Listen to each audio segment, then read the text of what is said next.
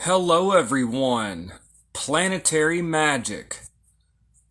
Today I'm going to talk about a very simple way to approach traditional astrological magic and how to construct talismans.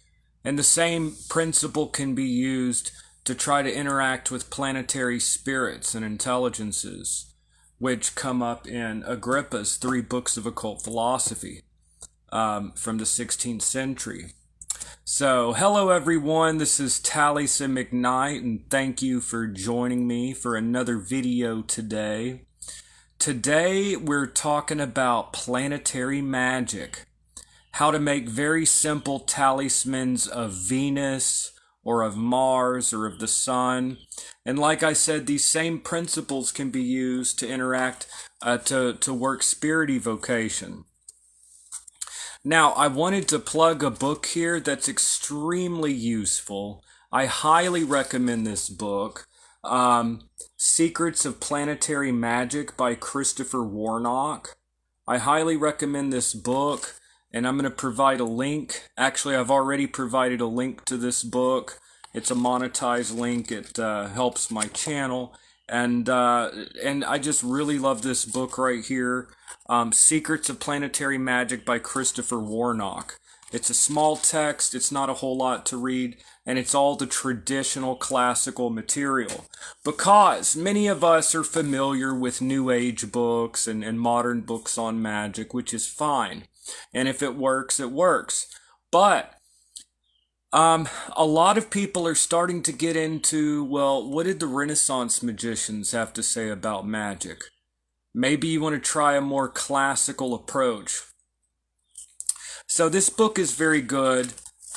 Secrets of Planetary Magic by Christopher Warnock.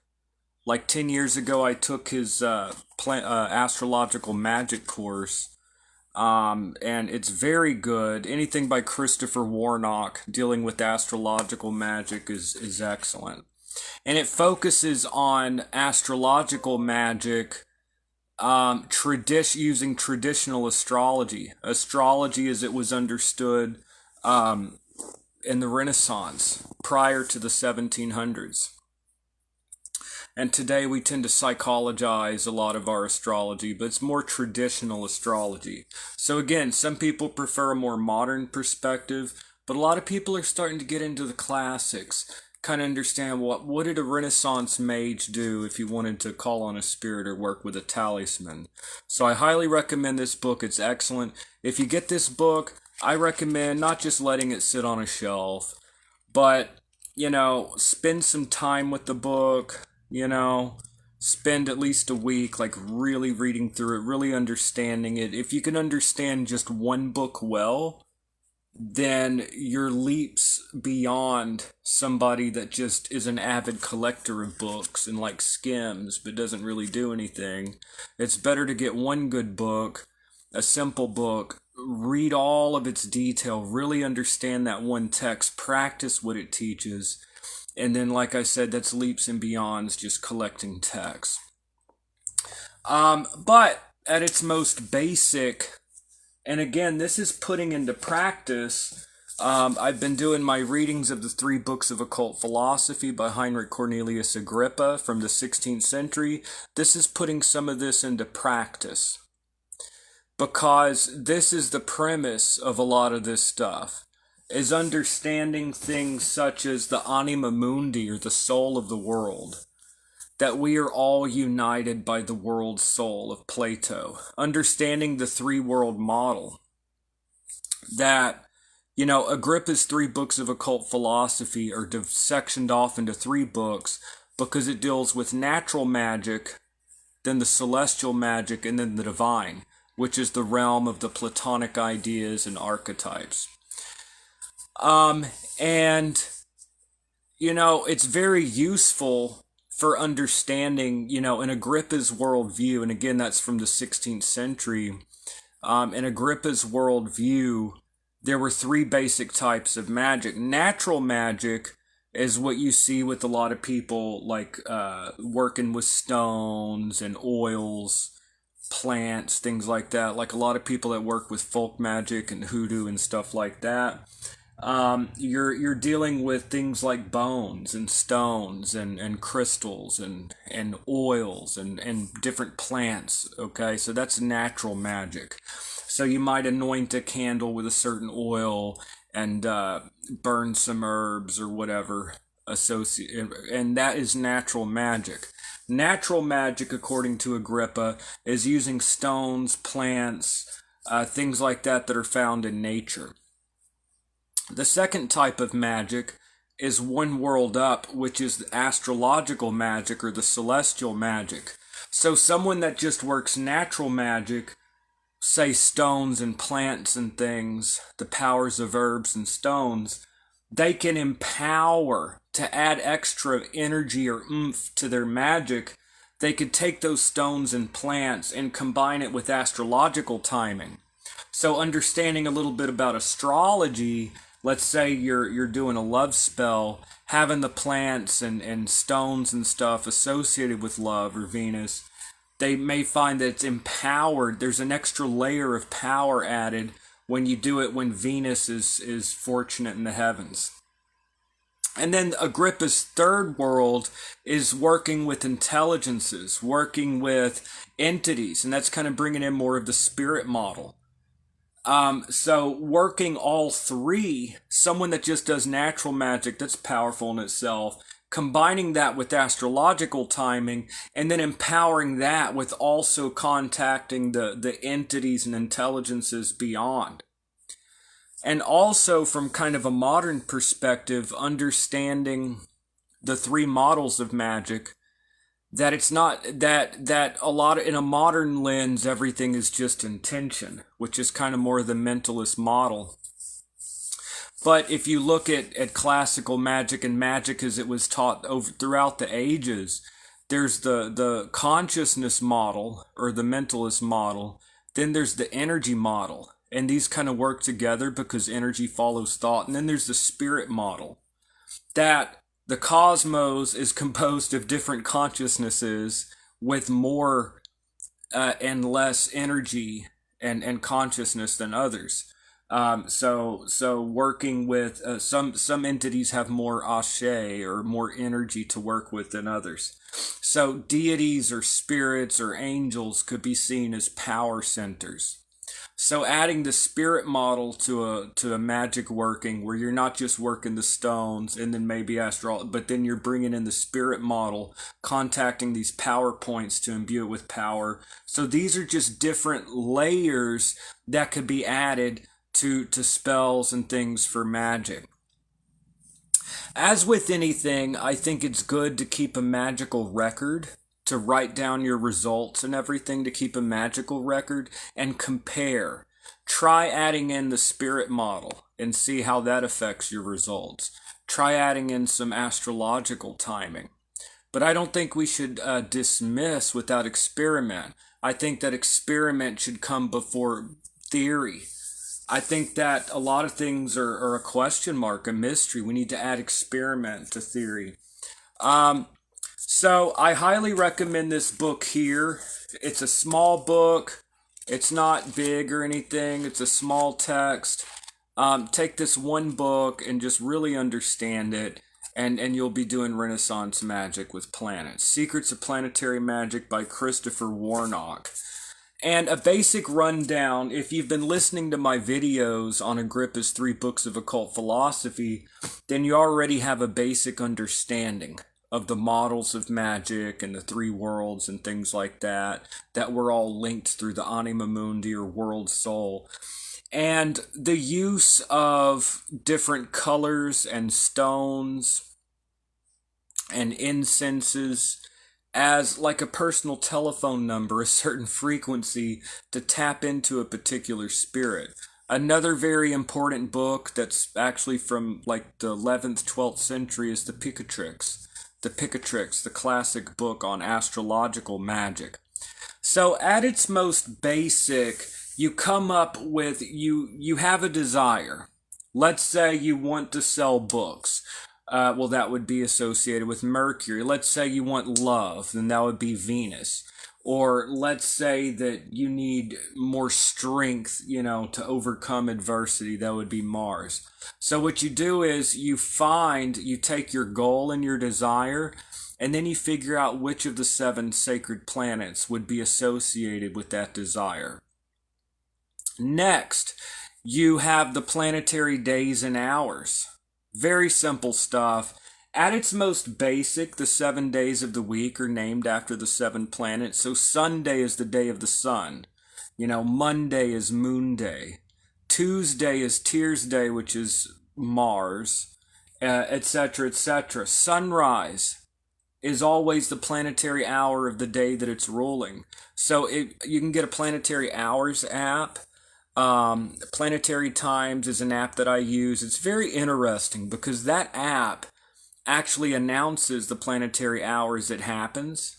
And it's kind of interesting to kind of watch events as it happens. You're driving, somebody like lays on their horn or is acting a fool, oh, it's the hour of Mars. It just switched. It's interesting to experiment a little bit with the planetary hours apps and kind of watch what events are taking place as the planetary hours switch over. But at its most basic, the planetary day and hour. In the classical text, the hour is actually more important than the day. So the planetary hours take precedence. Beyond that, so you have the planetary days and hours for timing. You also want to, ideally, you get a planet when it is exalted or in its rulership. So the moon rules Cancer, and the moon is exalted in Taurus.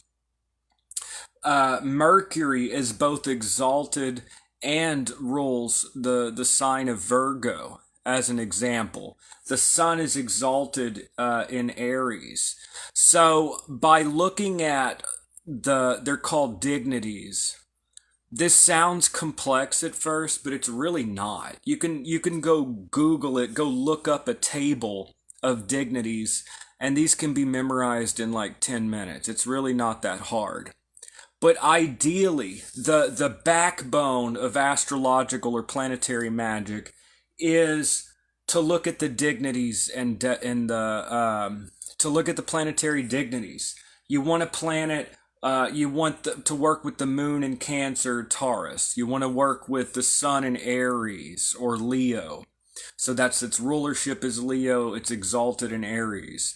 You want to avoid the opposite of these signs, which are the detriment and fall. So it sounds complicated, but it's really not. It's something that you can memorize in like 10 minutes tops. The planetary dignities, that's kind of the backbone of working with planetary magic from a classical perspective. So you have the planetary days and hours, you have the planetary dignities. You want to avoid a planet when it is in opposition to or square or even conjunct with Saturn or Mars, unless you're working with Saturn or Mars, in which case that wouldn't apply. Because Saturn can put limitations upon things. Mars sometimes can make things a little too chaotic. And then also you avoid combustion within 8 degrees of the sun. So this stuff may sound a little complex at first to someone that's new to it, but it's really not that hard. It's something that could be learned, and you can learn it in a few minutes, learn a lot of this stuff. But at its most basic, the planetary day, at the day of, at sunrise, do your ritual. So planetary timing, all of these things are covered in this book. And then burning the incense of the planet, wave the talisman in the incense smoke, and recite the Orphic hymn. Like, this stuff is really simple. So at its most basic, and this is confirmed in the Picatrix from the 12th century, you can wear the clothing, the color of the planet if you want. Use the colors of the planets. You could use the colored candle of the planet, such as blue is associated with Jupiter, orange for Mercury, green for Venus. These are the colors given in the Key of Solomon and are traditional, and then later were borrowed by the Hermetic Order of the Golden Dawn from the Key of Solomon. But you can use the colors and numbers and construct these into a simple ritual. burn the incense, put the talisman in the incense smoke, and recite the Orphic hymn. This type of ritual is also pagan friendly. A lot of people think that, oh, the grimoires are all Christian or Judeo-Christian and they don't really resonate because they're pagan or whatever. Orphic hymns are in Agrippa. The Orphic hymns, planetary incense. So the Orphic hymns could be used by anybody. So at its most basic, you take the colors, you take all of the things associated with the planet when the planet is well placed, and you burn the incense of the planet, wave the talisman in the incense smoke while reciting the Orphic hymn or whatever else. The Key of Solomon uses psalms, but that's basically at its most basic. And you think of the talisman or a ritual of evocation as the vessel. It is like the body. It is ensouled by the ritual or the calling down.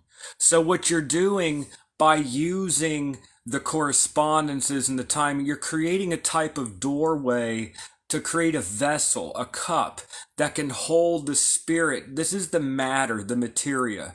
You're going to call down the spiritus or the spirit into the matter. So a talisman could be thought of in a way as a kind of living being. So you create the talisman, and it's kind of a drawing down. You're using these chains of sympathies to draw down these forces. Now, modern magic tends to look at everything as internal and just intentions and things like that, all psychological. But there's another, I recommend people just try out a more traditional approach, looks at things more in terms of external factors such as timing and astrology and interactions with entities and things like that to empower your rituals. So I always recommend people, a lot of people, they've never worked with a more traditional model, to try it out, to try out more of this classical approach and see if you get better results. And a lot of people that have worked with this stuff, well, I don't want to tell people what to think just based on my experiences and talking to people. I want people to come to their own conclusion. But a lot of people find it very empowering. So a talisman could be constructed from paper. A lot of the old grimoires say vellum or parchment, which comes from animal skin, but you could use paper for a talisman. Alternatively, you can get the metal, like the sheet of the metal, from eBay. eBay, you can get tin. You can get little squares of tin. Tin is the metal of Jupiter. You know, you can get iron, sheets of iron for Mars. You can get sheets of copper for Venus. And you can get a little inscriber. Very easy. You can get the metal. You can get the stones of the planet, such as agate or topaz for Jupiter. So learning these correspondences and beginning to work with them, instead of just seeing everything as internally based, beginning to look at things more from a classical standpoint, that working with the material, working with the timing. So using the stone or metal of the planet, you're creating a type of vessel. And then finding the planet well placed, such as, let's say you get an agate or a topaz or an agate stones of Mercury. Oh, Mercury is in Virgo. It's not afflicted. It's the hour of Mercury. It's the hour of Mercury. Mercury is in Virgo. I have the stone of Mercury. I'm going to burn an incense of Mercury, and I'm going to run this talisman in the incense smoke and recite the Orphic hymn to Mercury. And that is a way of calling down those astrological forces to ensoul a talisman, to carry that power with you. This same type of technology can be used for spirit evocation, to summon spirits, or to call up a spirit, invoke a spirit, and work with it to achieve your aims. So I really think it's good for people to try out these methods, um, try out these techniques from a more Renaissance, like classical perspective, and just see what kind of results you get.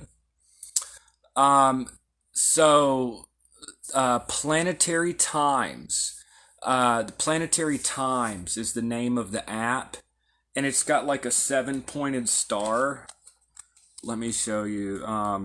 I don't have the app here. Dang it.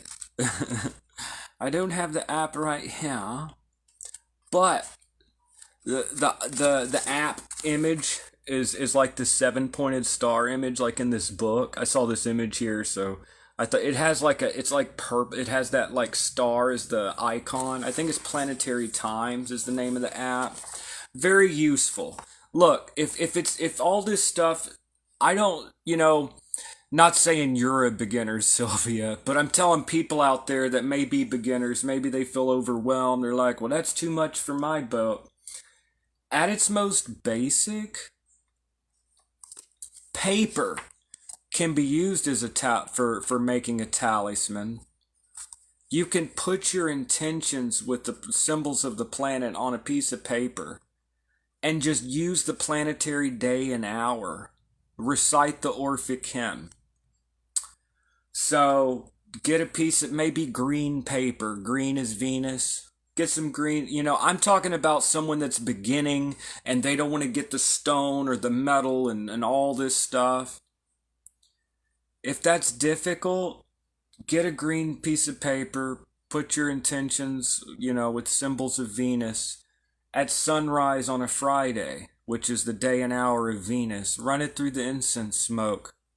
I mean, it's very simple. Now, one thing I really like about this book here is it provides all of these,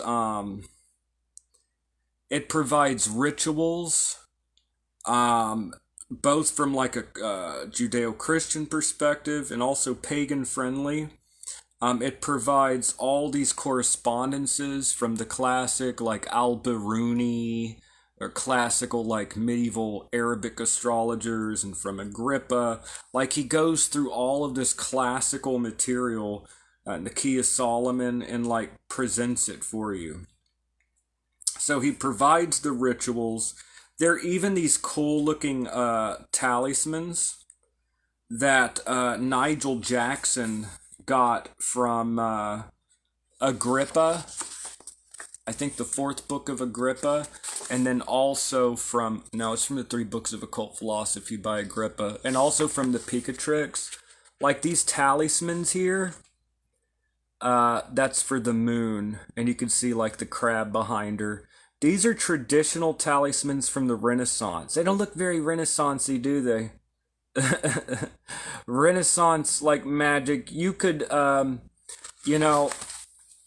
I don't really care for paper talisman. I don't like them. I feel a little hokey coloring like a color book and a talisman, but a lot of people find it useful. You could copy this, like go to like what do they call those copy places where you just pay for some copies? You can go into one of those like UPS stores or whatever the hell, just make some copies of these talismans. And then you can color them in at the day and hour of the planet.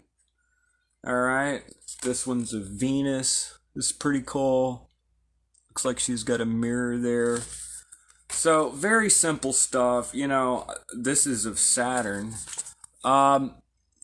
Very simple stuff. Head of a stag riding upon a dragon. There's the sigil of Saturn there. But, very simple stuff. I really like this book. I've talked about, you can go, if you go to my YouTube channel, I've spent hours breaking down astrological magic and like hours and hours of material.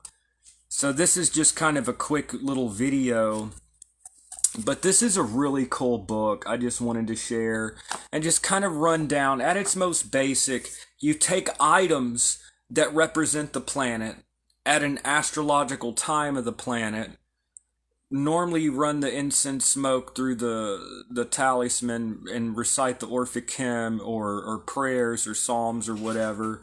So usually it's a combination of incense smoke and then doing some type of verbal invocation or call.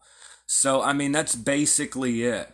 You take the things that correspond to the planet at an auspicious time, and this is a magic of time. So you take the things associated with the planet at an auspicious time and you construct a ritual. It's very simple stuff.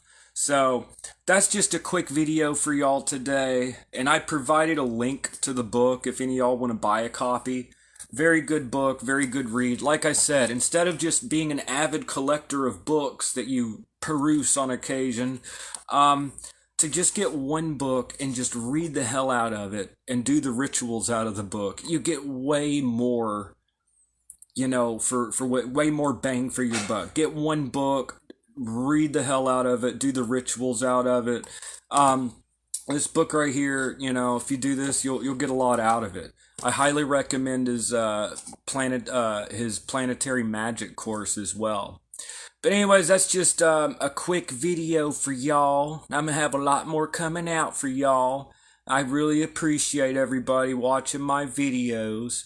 And I will see y'all in the next video. Hope everyone's having a great day, y'all. See y'all in the next one.